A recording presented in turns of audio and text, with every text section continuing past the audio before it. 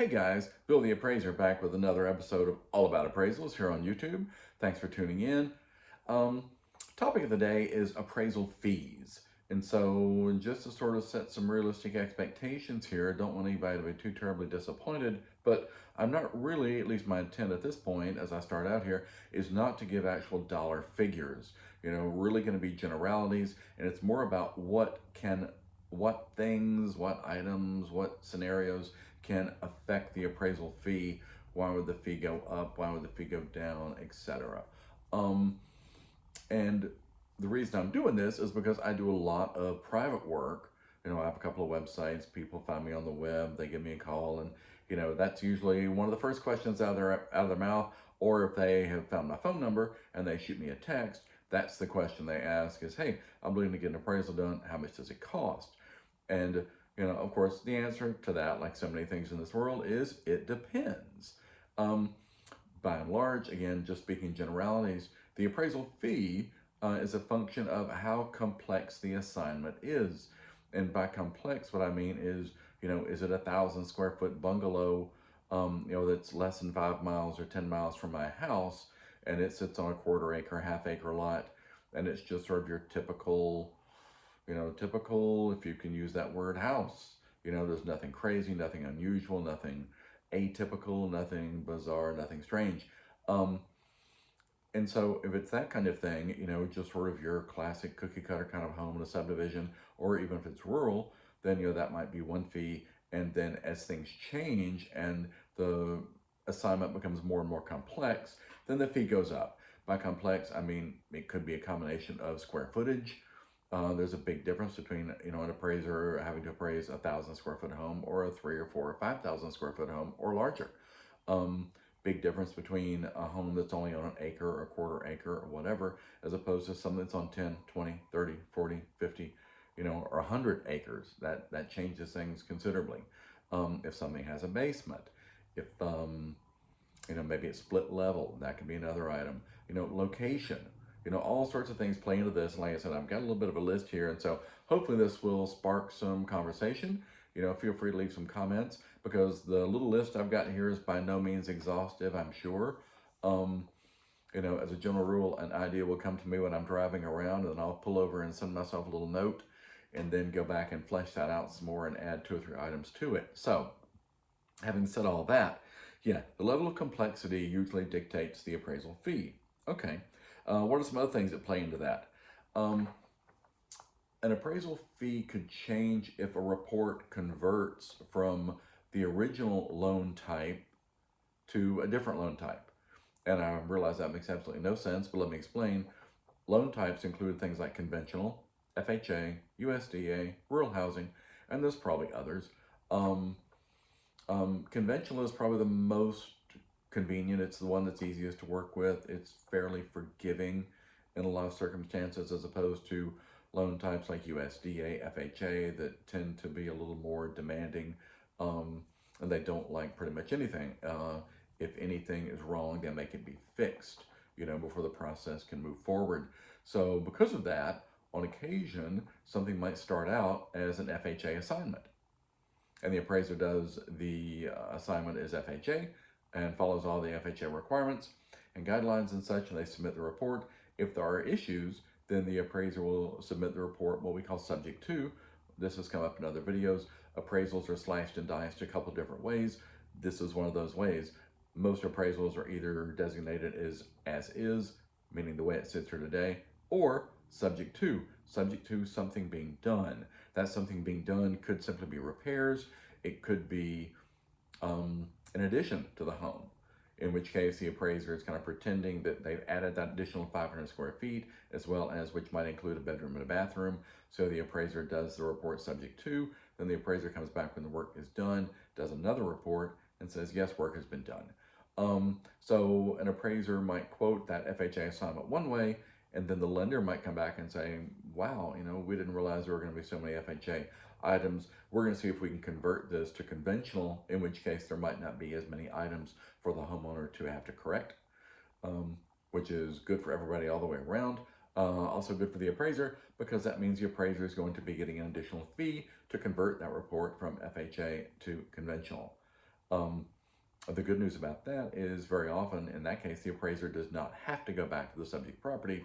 If it were going the other direction, if the appraisal had started out as conventional and then converted to FHA, the appraiser would likely have to go back to get additional photos and get additional information.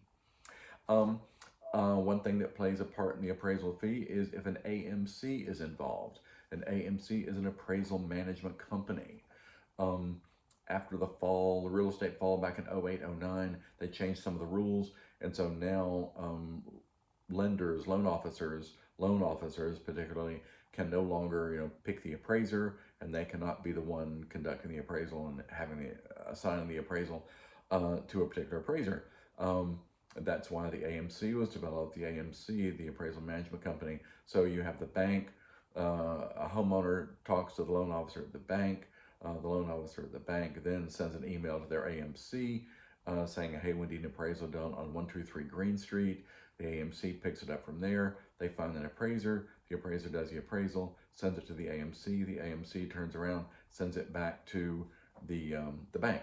The reason why involving an AMC can increase the fee is because obviously the AMCs don't work for nothing, so to speak. They want a piece of the pie. And so chances are the appraisal management company has a contract with the bank where they say, okay, we will do all of your appraisals for $750 each. I have no idea what the real number is, but for the sake of argument, let's go with that. The idea being that for every appraisal that the AMC handles, they're going to receive $750 from the bank. Now, here's the thing. If the AMC can manage to get an appraiser to take the assignment for $300, then the AMC gets to keep $450. If the AMC has to pay the appraiser $450, then the AMC only gets to keep $300. You see how that works? So the AMC would like to sell, so to speak, the appraisal to an appraiser for the lowest fee possible, so they get to keep as much of the fee as they possibly can. Very often what AMCs do is they bid out the awards, and they generally, although they would disagree, it appears, in my experience, they very often award the appraisal or the assignment based on the lowest fee and the quickest turn time. I don't really know that they give a whole lot of thought to the appraiser's track record, and they probably do track the appraisers on their end, where maybe on their end the appraiser has I don't know how they would score the appraiser, but, again, just for the sake of argument, like school, A, B, C, D, maybe the appraiser has a B, and so they say that makes no difference to them, that they don't give it to the appraiser because that is a B rating appraiser. They give it to whoever has the lowest fee and the quickest turn time. That's generally what they're looking for.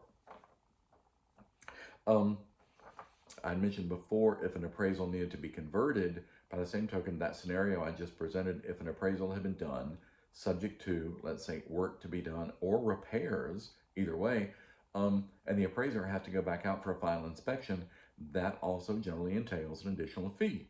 So that would also increase the price of the appraisal. Wouldn't necessarily increase it up front, because generally speaking, those aren't necessarily discussed at the same time.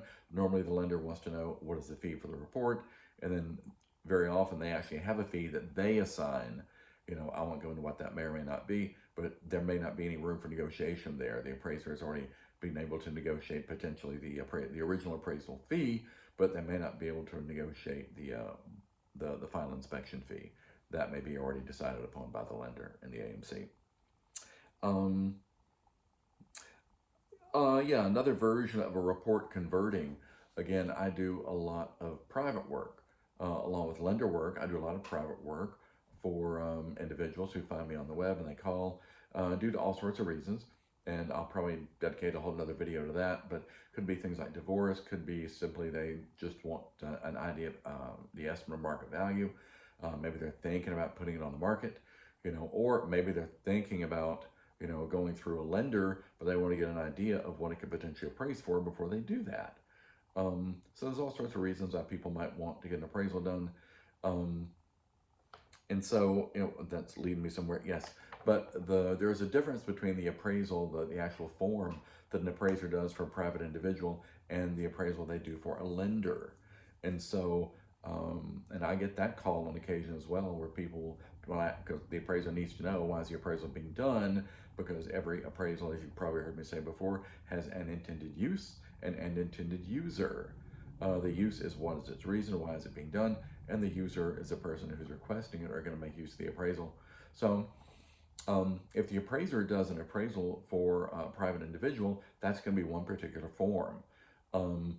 All this changes in the brave new world. We won't go into that just yet, but you've probably heard me mention in other videos that, later this year, the appraisal form that everyone has known for the last 25 plus years is going to change 100%. It's not going to look anything like it did before. But a lender cannot accept an appraisal that's done for a private individual. So even though that private individual may go talk to their loan officer and say, hey, I just had an appraisal done, here it is, can you use it? The lender almost certainly cannot use it. So what they may do though is go back to the appraiser and say, wow, you just did an appraisal on 123 Green Street, and we'd like you to recreate that appraisal, but for us as a lender report. And they may or may not require that the appraiser go back out. That probably should happen, just to be sure the house is still standing, etc., and nothing crazy has happened to the house in the meantime. But on occasion, I've had lenders request just convert it into a lender form that is for a federally regulated transaction. And so again, another reason why an appraisal fee could go up. Just looking here at my notes right quick. Yeah, timelines and things, very often an appraiser might get a request on a Thursday afternoon and say, hey, this is a rush. You can imagine what that means, don't need to explain. And they'll say, we really need this in our office by 9 o'clock Monday morning. Well, most appraisers probably work off of a 7 to 10 day turn time, from the time that the lender contacts the appraiser, sends the engagement letter, the appraiser makes the appointment, gets the property inspected, gets a report turned in. That's almost certainly going to be at least 5 days, generally 7 to 10. For various reasons, most appraisers are relatively busy since there aren't that many of us out there. Also depends on the homeowner's schedule. When can the appraiser get in? Sometimes that's easier said than done. I know once I contacted someone to schedule an appointment, and they said, well, I don't know when we're going to do this because I work 7 to 7, 7 days a week. And so, yeah, that's a tough one. But just trying to get myself back on track here.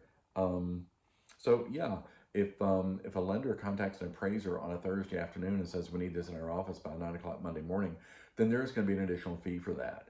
For a couple of different reasons. The appraiser is going to have to, I won't say move heaven and earth, but they're going to have to rearrange some things to make that happen. They're pretty much going to have to drop what they're doing, and they're going to, have to rearrange things and get the property inspected. If this does happen on Thursday afternoon, then they're looking at getting the property inspected on Friday or Saturday, assuming that the appraiser actually does Saturday inspections. Not all do. I don't, as a general rule. And that the appraiser is able to pull together a report over the weekend and wrap it up no later than bright and early Monday morning and have it uploaded or in somebody's email before start of business. So there's going to be an additional fee associated with that. That could impact the fee, no doubt about it. The loan type, I mentioned this earlier talking about FHA, USDA. Those loan types in and of themselves are generally a bit more expensive than a conventional loan appraisal because a conventional loan does not require as much work, as much research. It's not as detailed. FHA has changed some of its rules, so some of the requirements FHA used to have are no longer required. But with FHA, for example, it used to be the appraiser had to have a photo of the attic space, a photo of the crawl space. The appraiser had to state that they had inspected both of those. And so if you're going to inspect them, you may as well go ahead and get a photo. With FHA, one of the requirements is also that the appraiser had to have original photos of the comparable sales. That part has gone away, but the other part that says the appraiser still drove the comparable sales is still in force. And driving the comps, I've explained in other videos, simply means that the appraiser is going to drive around, take a look, and see where the comp is located, because the appraiser needs to know that they're all located in somewhat similar areas, whether it's all relatively rural, whether they're all in big fat subdivisions in the same town, things like that. So sometimes the loan type can dictate that. And then sometimes you have a combination of these things. You have an FHA appraisal that, again, they need over the weekend, basically. So that's going to, be a double whammy, so to speak. The appraiser is going to be, of course, looking for a higher fee because it's FHA, and they're also going to be looking for a higher fee because they want the report back in 72 hours. Sometimes it involves a platform. By a platform, I mean that As I said, after the fall of 08, 09, the real estate fall where everything dropped about 20%, at that point, then loan officers could no longer speak to appraisers, and appraisers could no longer speak to loan officers. And so at that point, then the entities, the various lenders, the banks, the credit unions, they had to make a decision. Did they want to create a dedicated appraisal department within their own entity that would handle all appraisal work, or did they simply want to farm it out to an AMC, an appraisal management company? And so I don't know what statistics are, let's say 50-50, because there are some banks I work with that they have their own, I see a lot of banks that have a dedicated appraisal department, because if it's a pretty good sized bank, then it behooves them to do that. And they have the appraisal department that is unrelated to the transaction. So again, loan officer in a branch office somewhere, has a conversation with a homeowner who wants to refinance, maybe whether it's cash out, whether it's just a HELOC, and then that loan officer contacts their appraisal department and sends the information that's needed and says, hey, I need an appraisal done on 123 Green Street. The appraisal department runs with it, and then they contact the appraiser, and then the appraiser sends the appraisal back to the appraisal department. The appraisal department goes over it, and then it goes back to the loan officer and ultimately probably to the underwriter and things like that. So if there's a platform involved, a lot of these lenders use a platform that they don't necessarily handle the appraisal 100% themselves. They use a platform and it gets run through the platform, and all it is a website. When I say a platform, it's just a website. And so they release it to this website, and there's several of them out there. There's one called Regora, there's one called RIMS, there's one called Mercury. And so there's a fee for the appraiser to use that platform. And right now, these fees are, I don't know, probably somewhere in the range of $20 for the appraiser to upload a report through that platform. Not all of those, but some of those. And at least Mercury, I know Mercury has a fee. And so the appraiser may try to factor that fee into their own fee. And so the appraiser doesn't want to absorb that fee. And so the appraiser may try to pass that along. So when the bank sends them a proposed fee for the assignment, the appraiser may realize, well, I have to upload this through a platform that has a $20 upcharge fee or upload fee, and so I'm going to try to increase the fee by that. I'll see if I can negotiate this in. Sometimes they're successful with that, sometimes they're not.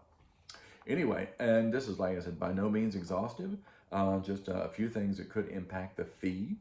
And again, if you got any ideas and have questions, feel free to leave those in the description, and leave those in the comments rather.